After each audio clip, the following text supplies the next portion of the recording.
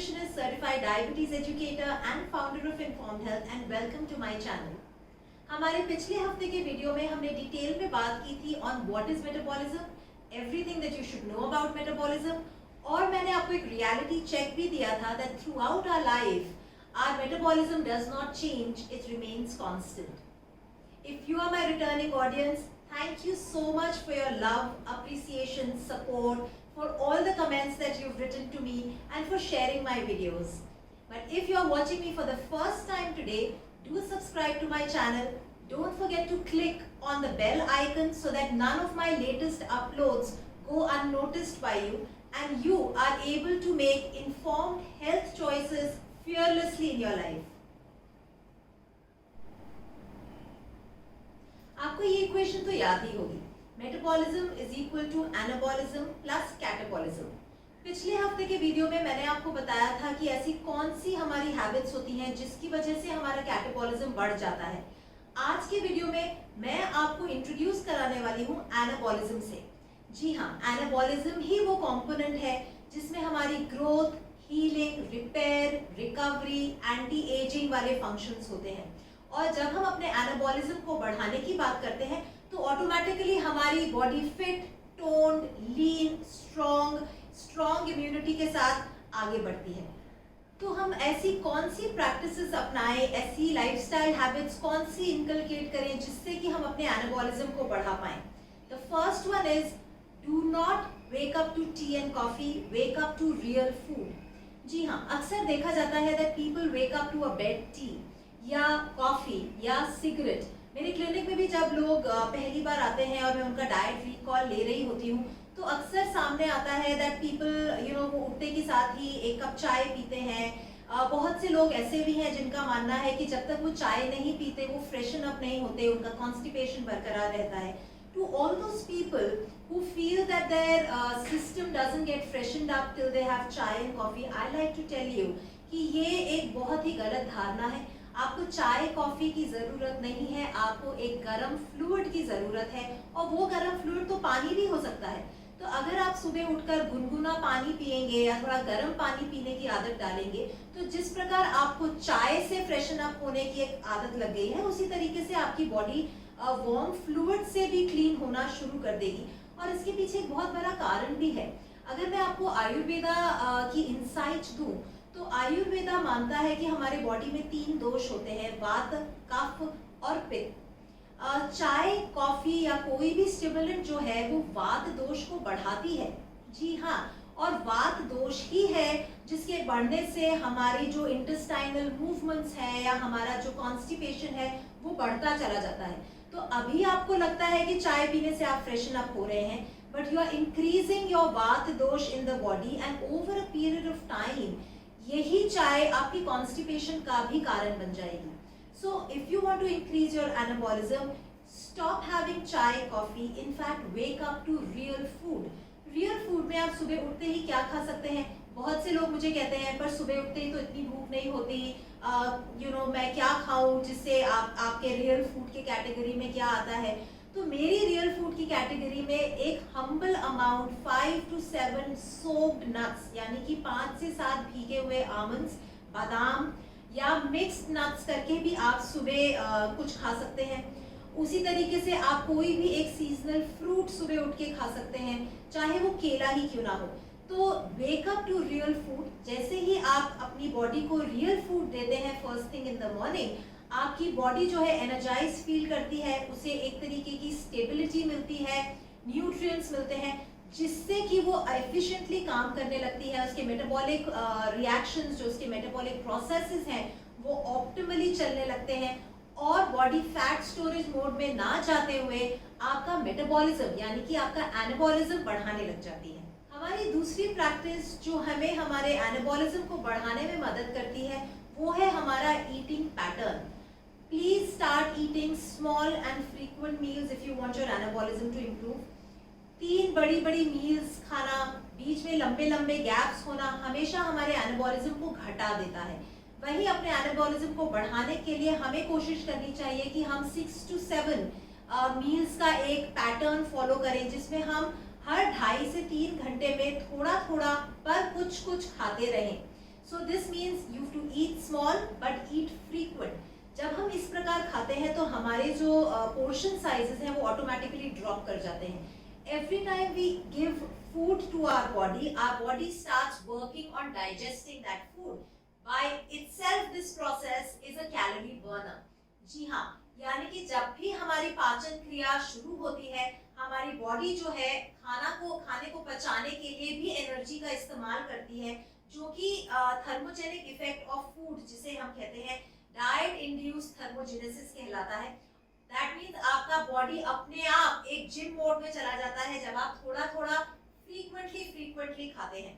So do not eat big amounts, eat small and frequent meals। यानी कि आपका breakfast, lunch and dinner तो आप खाएंगे ही, उसी के साथ आप बीच में एक मिड मॉर्निंग स्नैक, एक मिड इवनिंग स्नैक और एक बेड टाइम स्नैक ले सकते हैं।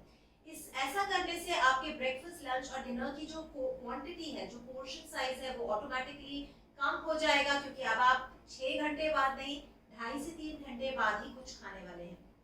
ऐसा करने से दो चीजें होती हैं, एक तो आपका मेटाबॉलिज्म, जैसे कि मैंने बताया कि डाइट इंड्यूस्ड थर्मोजेनेसिस के चलते आपका एनाबॉलिज्म बढ़ जाता है, और दूसरा है जब हम बहुत लंबे गैप्स लेते हैं, हमारी बॉडी में एक प्रोसेस शुरू हो जाता है जिसके चलते हमारा लीन बॉडी मास या मसल वेस्टिंग होने लगती है। लीन बॉडी मास ही हमारे एनाबॉलिज्म का ट्रू पैरामीटर है, यानी जितना हमारी बॉडी में मसल मास या लीन बॉडी मास बरकरार रहेगा, उतना ही हमारा एनाबॉलिज्म बढ़ता रहेगा। With long gaps in between your meals हमारे मसल्स का वेस्टिंग यानी मसल्स का ब्रेकडाउन होने लगता है, जिसकी वजह से हमारा एनाबॉलिज्म घटने लगता है। So eat small and frequent so that your body goes into the gym mode every 2-3 hours. It starts burning calories automatically in the process of digestion। और उसी के साथ साथ जो दूसरी चीज मैंने आपको बताई कि आपका जो पूरा प्रोसेस है फैट बर्निंग का, वो बढ़ जाएगा, क्योंकि आपका लीन बॉडी मास इंटैक्ट रहेगा। Now the third thing which helps to improve your anabolism is always eating a balanced diet। तो प्लीज फैट डाइट्स के चक्करों में ना पड़िए। किसी भी एक मैक्रोन्यूट्रिएंट्स को, जैसे कि कार्बोहाइड्रेट को एकदम हटा देना या फैट को एकदम हटा देना, ऐसे डाइट्स पे मत जाइए, क्योंकि ये जो होती हैं न्यूट्रिएंट डेफिशिएंट होती हैं, ये हमारे बॉडी में बहुत सी डेफिशिएंसीज को इंड्यूस कर देती हैं और हमारी बॉडी का एनाबॉलिज्म घटने लगता है। बैलेंस डाइट के जो मैक्रोज हैं, कार्बोहाइड्रेट, प्रोटीन और फैट, उसको एक सही मात्रा में आप हर मील में खाइए। बहुत से लोग मुझे कहते हैं कि इंडियन डाइट स्पेशली वेजिटेरियंस के लिए जो है प्रोटीन पे बहुत कॉम्प्रोमाइज्ड होती हैं, बट ऐसा नहीं है, ये हम लोगों की चॉइसेस हैं। अब आप जनरली देखते हैं कि मिड मॉर्निंग या मिड इवनिंग में लोग चाय के साथ भुजिया, नमकीन, चिप्स, इस तरीके की चीजें खाने लगते हैं, बिस्किट, डाइजेस्टिव बिस्किट्स। तो आप इन्हीं स्नैक्स को प्रोटीन रिच बना के भी इस्तेमाल कर सकते हैं। फॉर एग्जाम्पल, आप मिड मॉर्निंग स्नैक में छाछ पी सकते हैं, आप मिड मॉर्निंग स्नैक के रूप में सत्तू का सेवन कर सकते हैं, जो कि दोनों ही प्रोटीन रिच आइटम्स हैं। उसी तरीके से आप इवनिंग स्नैक्स में पीनट्स की चाट, चना चाट, या फिर स्प्राउट्स, काले चने के स्प्राउट्स में प्याज, टमाटर, मिर्च डाल के उसको चटपटा बना के खा सकते हैं। आप दाल का चीला बना सकते हैं, और दाल चीला जो हेल्दी रेसिपी है, ये मैंने आप लोगों के साथ अपने वीडियो में भी शेयर की है। Don't forget to watch the healthy moong dal chilla recipe, the link is coming right here. Please click on that and watch and see that how beautifully you can just increase your natural protein intake by including a good protein based mid-morning and mid-evening snack. The fourth thing that improves our anabolism is our choice of exercise.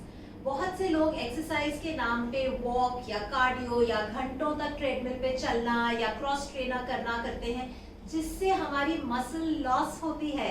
जी हाँ, अगर आप अपना anabolism बढ़ाना चाहते हैं तो आपको हफ्ते में कम से कम 1 नहीं तो maximum 2 sessions of strength training करना ही चाहिए।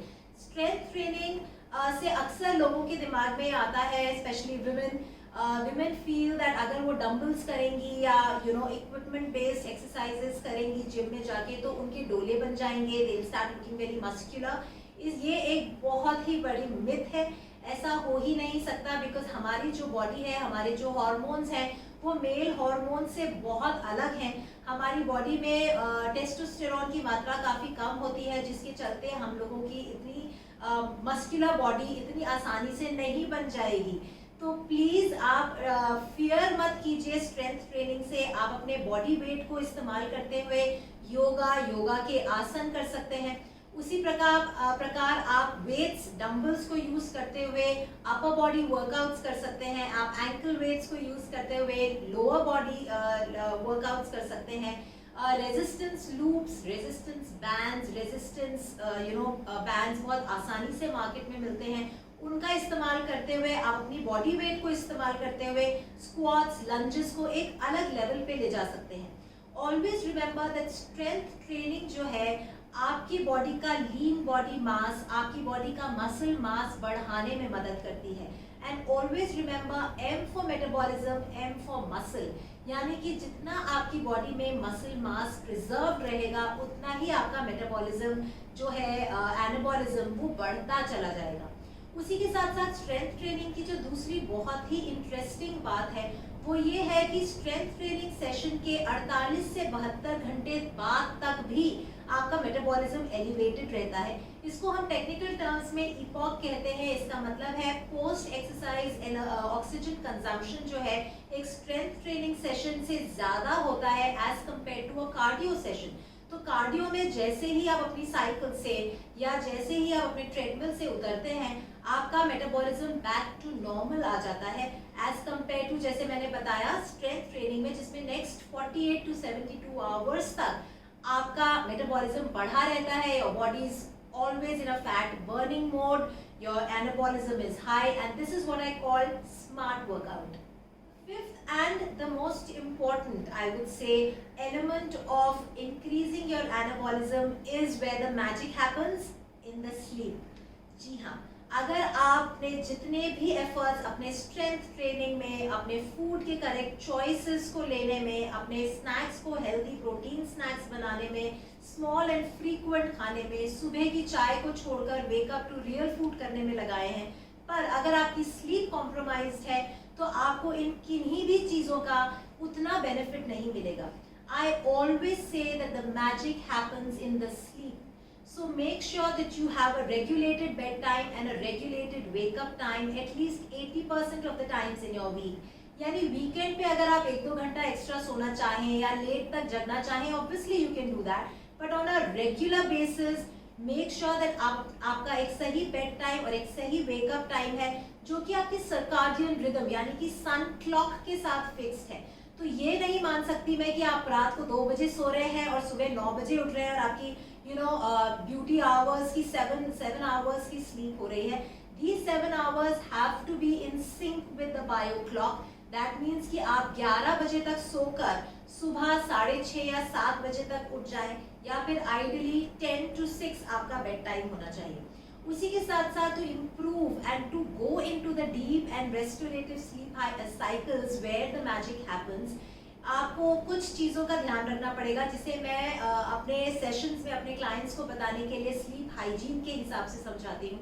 That sleep hygiene requires that you eat your last meal at least 2 hours before your bedtime, जिससे कि आपका जो बॉडी है वो खाना पचाता ही ना रहे। जब तक वो खाना पचाता रहेगा ऑब्वियसली आप डीप स्लीप साइकिल्स में नहीं जा पाएंगे।